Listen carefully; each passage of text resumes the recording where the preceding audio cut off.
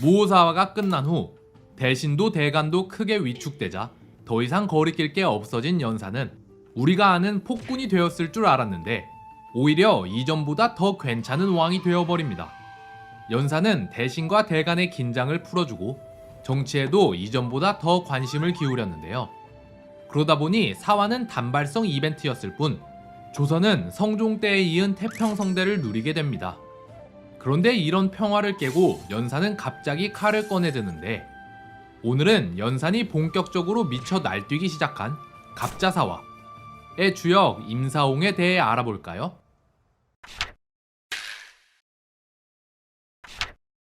연산군 일기에서는 갑자사화를 일으킨 주범으로 임사홍을 지목합니다. 그 이유는 사림에게 앙심을 품은 임사홍이 이들에게 복수하기 위해 패비 윤씨 사건을 가지고 연산을 충동질했다고 보기 때문인데요.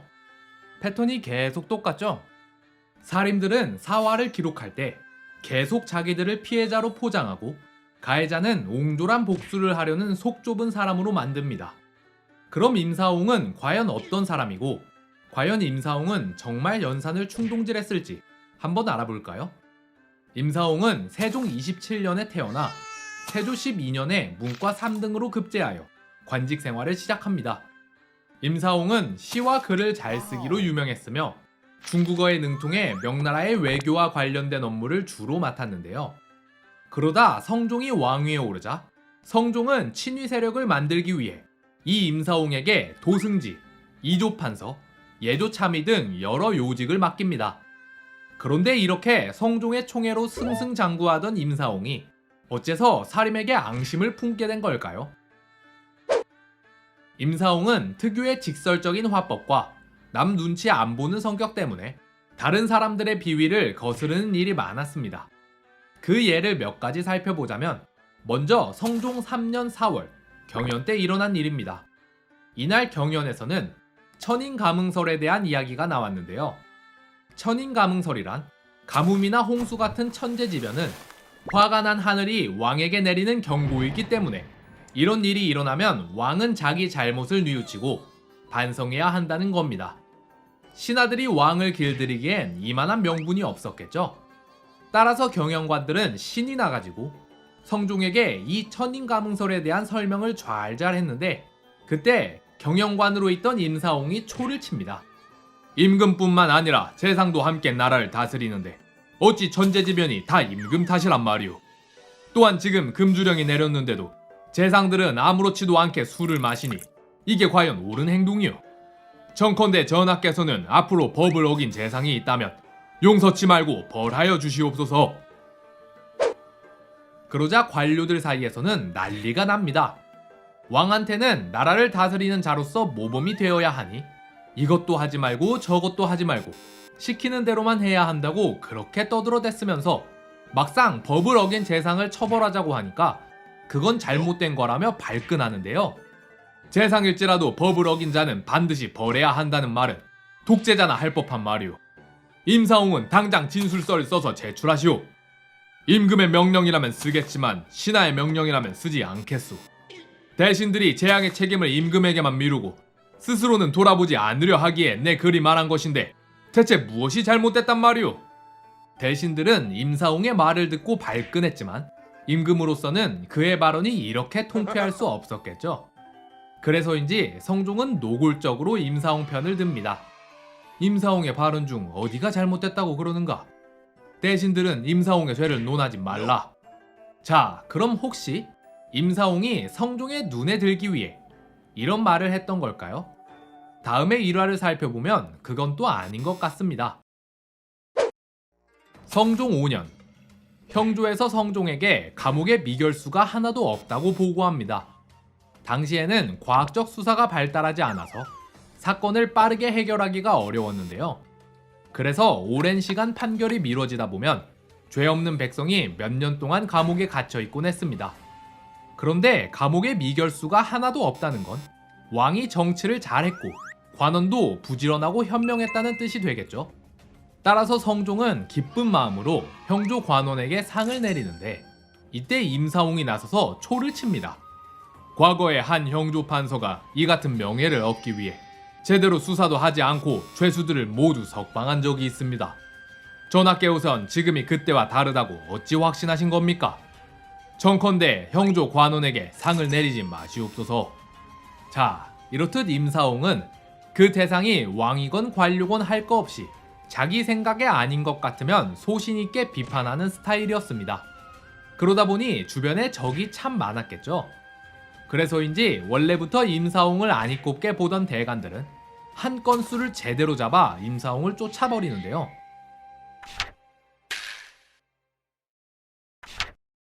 성종 8년, 조씨라는 성을 가진 한 과부가 있었습니다. 그런데 그녀의 오빠와 매부는 과부인 조씨를 돌봐주기는커녕 그녀의 재산을 가로챌 궁리를 하고 있었는데요. 그러던 어느 날 조씨가 중매를 통해 김주란 사내와 결혼을 하자 조씨의 오빠와 매부는 그녀의 재산이 김주한테 갈 것을 우려해 조씨와 김주를 갈라놓으려 합니다. 둘은 김주를 찾아가 매질을 하며 조씨와 헤어지라 했는데 김주가 끝까지 버티자 이번엔 관청을 찾아가 김주가 조씨를 강제로 겁탈했다고 허위 신고를 하는데요. 그러나 조사 결과 이들의 거짓말이 들통나자 둘은 무고죄를 벗기 위해 로비에 나섭니다. 그렇게 둘은 승정원에서 근무하는 친척 한한을 찾아가 로비를 벌였고, 한한은 다른 승정원 관료들 중 서열상 1위인 도승지 현석규를 제외하고 나머지 관료들을 설득하는데요. 그리고 이들 중엔 임사홍도 있었죠. 자, 그리고 얼마 후 승정원의 6승지가 모여 다 같이 성종을 만난 날, 이들은 성종에게 조씨 사건에 대해 설명하며 조씨의 오빠와 매부를 풀어달라고 부탁하는데, 그때 아니 자네들 지금 뭐하는 건가? 도승지는 승정원의 대표라는 걸 모르는가? 어찌 나에게 먼저 상의도 하지 않고 곧장 전하께 아뢰는 건가? 그리고 강간이 아니라면 마땅히 무고죄로 다스려야지.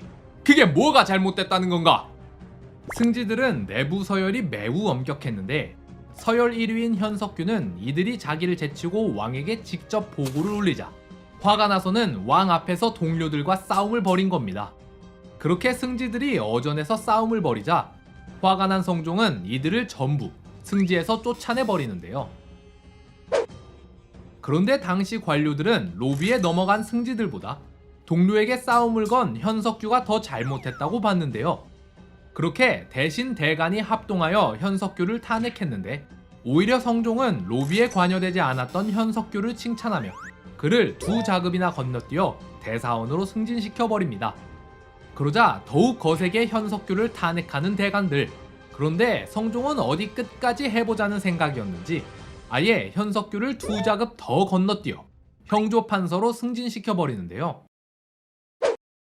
그렇게 일이 마무리된 뒤 몇 달이 지나고 이 사건 때문에 승지에서 쫓겨났던 임사홍은 도승지가 되어 돌아옵니다. 그런데 얼마 지나지도 않아서 임사홍은 또 눈치 없이 대간을 비판하는데요. 이때 대간은 가뭄의 징조가 있다며 성종에게 금주령을 내려달라 청합니다. 그러자 임사홍은 가뭄은 단지 운이 없어서 오는 것이옵니다. 그런데 이를 핑계로 금주령을 내려봤자 권세가들은 몰래 마실 것이며 애꿎은 백성들만 피해를 보게 될 것입니다. 또한 요즘 대간이 말을 너무 가볍게 하니 대간의 말이라고 다 따르셔서는 아니 되옵니다. 안 그래도 임사홍을 눈엣 가시처럼 여겼던 대간들은 대간을 배척하는 임사홍이 간신이라며 그를 탄핵합니다. 그리고 이때부터 대간들은 말끝마다 임사홍이 소인이라고 덧붙이는데요. 그러던 중 대간들은 임사홍을 탄핵할 결정적 증거를 포착하는데, 얼마 전 관료들이 현석규를 탄핵할 때 유자광도 탄핵 상소를 올렸었는데 이때 유자광이 임사홍의 사주를 받고 현석규를 탄핵했다는 겁니다. 실제로 임사홍이 유자광을 만나 현석규를 비판했다는 사실이 밝혀지자 대감들은 임사홍이 옹졸하게 편가르기를 했다며 그를 탄핵하는데요. 그런데 앞서 말했듯 이땐 대신 대간할 거 없이 죄다 현석규를 탄핵할 때인데 이제 와서 이 말 같지도 않은 걸 근거라고 제시하며 임사홍을 탄핵한 거죠. 그런데 그렇게 임사홍을 총애하던 성종이 갑자기 태도를 바꿉니다. 과연 그대들이 말한 대로 임사홍은 소인임이 틀림없다. 또한 유자광도 사사로이 붕당을 만들어 조정에 혼란을 초래했으니 그 죄가 크다. 임사홍과 유자강을 저 멀리 유배 보내고 다시는 등용하지 않겠노라. 앞서 성종은 임사홍을 꽤나 총애했다고 했습니다. 그런데 그런 성종이 어째서 갑자기 태도를 바꾼 걸까요? 학자들은 패비 윤씨 사건이 성종이 임사홍으로부터 신임을 거둔 결정적인 계기가 되었다고 보는데요. 임사홍이 유배되기 1년 전쯤 패비 윤씨가 아직 왕비였을 때 성종은 윤씨를 빈으로 낮추고 궁에서 내보내려고 했습니다. 그런데 이때 성종은 임사홍의 거센 반대에 부딪혀 윤씨를 내쫓지 못했는데요. 전하, 분명 중궁이 죄를 지은 게 맞사오나 이미 원자를 낳으셨는데 중궁을 폐하시면 나라의 근본이 흔들리게 되옵니다. 또한 지금 중궁의 행실은 오직 질투로 말미암은 것이온데 중궁은 아직 젊으시니 시간이 지나면 분명 잘못을 뉘우칠 것이옵니다. 하물며 지금 원자께서 장성하고 계시니 시간을 두고 기다려보시지요. 따라서 성종이 이 사건을 계기로 임사홍에 대한 신임을 거두게 된 거 아닌가 하는 거죠. 말년의 성종은 임사홍을 다시 등용하려 했지만 대간의 거센 반대에 부딪혀 실패하게 됩니다.